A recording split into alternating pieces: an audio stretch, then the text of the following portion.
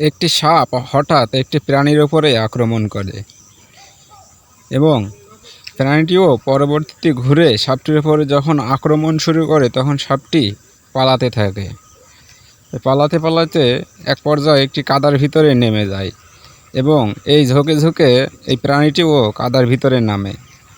কাদার ভিতরে যখন নেমে যায় তখন সাপটি উপরের দিকে উঠে যায়, আর এই প্রাণীটি কিন্তু কাদার ভিতরে পুঁতে যায়, কোনোভাবেই উঠতে পারে না।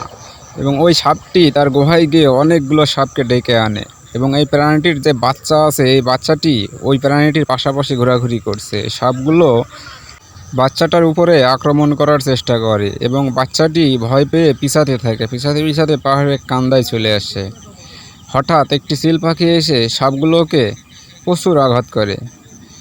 এই যে দেখুন, একের পর এক ধরছে এবং মারছে, কামড়াচ্ছে, কাউকে বা নখ দিয়ে হাঁচড়িয়ে হুঁচড়িয়ে সাইডে ফেলে দিচ্ছে। এই যে আরেকটি মাথা কামড়িয়ে ধরছে যাতে সাপটি পালিয়ে যায়।